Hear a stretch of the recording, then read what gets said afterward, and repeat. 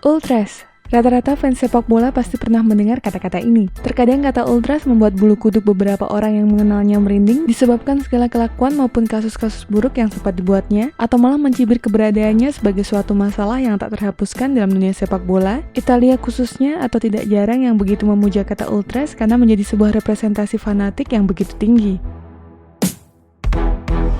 Jangan lupa tekan tombol subscribe dan lonceng untuk mendapatkan notifikasi dari Epic Football.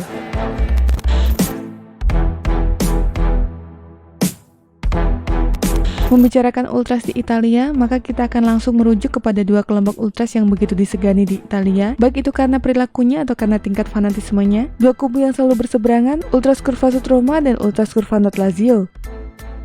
Tensi yang panas antara kedua kelompok ultras ini menjadikan pertemuan dua klub yang mereka sanjung ibarat perang mematikan. Begitu banyak sejarah kelam permusuhan dua ultras ini di ranah sepak bola Italia. Salah satu contohnya adalah derby pada tanggal 21 Maret 2004, terpaksa harus terhenti pada 4 menit memasuki babak kedua dengan skor sementara 0-0 ketika huru-hara pecah di tribun penonton dan Presiden Liga Sepak Bola Italia Andrea Galliani memerintahkan wasit Roberto Rossetti untuk menangguhkan pertandingan. Kerusuhan yang diwarnai saling melempar kembang api dimulai dari penyebaran desas-desus bahwa seorang anak laki-laki tewas tertabrak mobil polisi di luar stadion. Cerita ini cepat menyebar ke para pemain ketika tiga pemimpin kelompok Ultras Roma yang dikomandoi Daniele De Sanctis berjalan memasuki lapangan untuk berbicara kepada Francesco Totti, kapten Roma. Mereka mengancam Totti yang terdengar di siaran TV sebagai sebuah ancaman kematian. Totti kemudian meminta untuk menghentikan pertandingan dan Andrea Galliani yang dihubungi oleh wasit melalui telepon seluler dari lapangan akhirnya memerintahkan permainan ditunda. Setelah itu pertempuran berkepanjangan antara para penggemar dan polisi pun terjadi, beberapa stan yang berdiri dibakar dan orang-orang berlarian keluar stadion. Kerusuhan akhirnya berakhir dengan 13 orang diamankan dan lebih dari 170 orang polisi mengalami luka-luka. Polisi terpaksa harus memakai gas air mata setelah penggemar terus-terusan melempar kembang api dan mulai membakar mobil dan sepeda motor di luar stadion.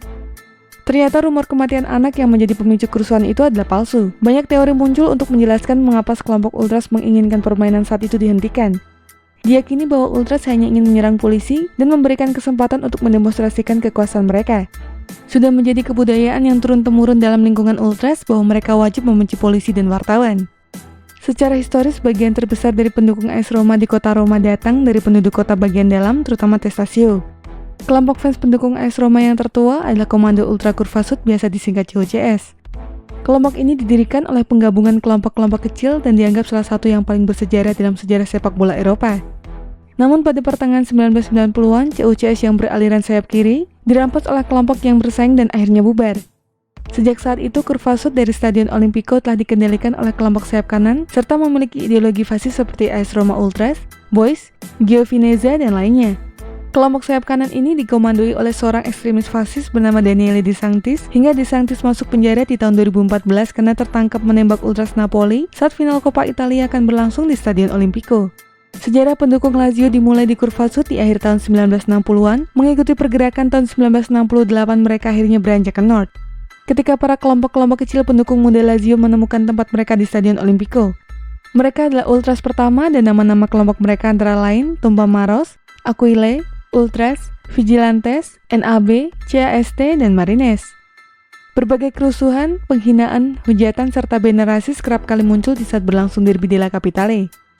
Tanggal 28 Oktober 1979 akan dikenang sebagai hari paling kelam dalam sejarah pendukung Lazio ketika dalam pertandingan derby antara Roma dan SS Lazio, salah satu dari 15.000 pendukung Lazio di Curva Nord, yakni Vincenzo Paparelli, 33 tahun, tewas terkena terjangan roket yang diluncurkan oleh pemuda berusia 17 tahun dari Curva Sud.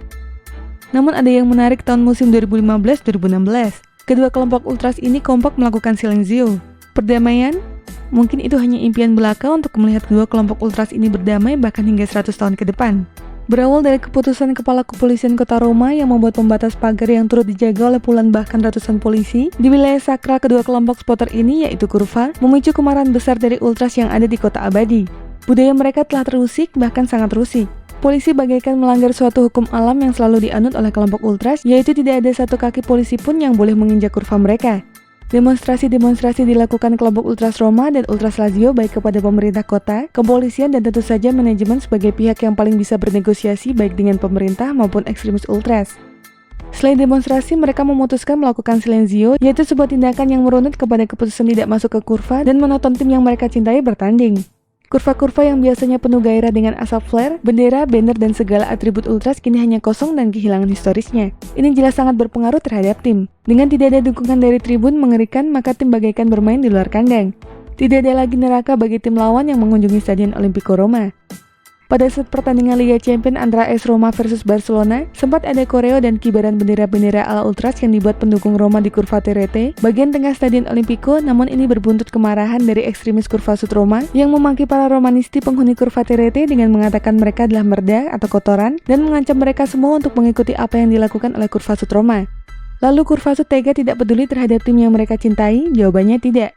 Ya, Curva Sud Roma tetap mendukung Roma di saat pertandingan kandang dengan cara mendengarkan radio. Kebudayaan Ultras turun-temurun jika tidak dapat menonton langsung pertandingan di luar Stadion Olimpico Roma. Mereka juga ikut serta memenuhi stadion tim lawan ketika AS Roma bermain tandang. Namun tetap untuk masuk ke stadion dan memenuhi kurva layaknya dulu kala tidak akan terwujud lagi, hingga kepolisian kota Roma membatalkan keputusan mempagari wilayah keramat bagi Ultras. Bagi Ultras, nilai historis kebudayaan mereka jauh lebih berharga ketimbang 3 poin yang direngkuh tim di kandang. Entah kapan permasalahan ini akan berakhir, namun suatu hal positif yang diperlihatkan para Ultras bahwa kebudayaan di atas segalanya. Kebudayaan Ultras layaknya harga diri mereka yang tidak boleh diusik oleh apapun atau siapapun, apalagi dari pihak-pihak yang haram di mata mereka. Silenzio menjadi representasi harga diri yang absolut dari para ekstremis Ultras di kota abadi. Stop Representation Ultras, Unico Grande Amore.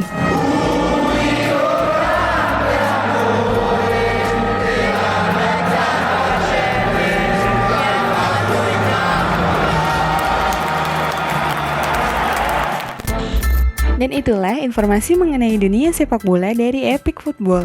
Jangan lupa untuk like, share, dan subscribe.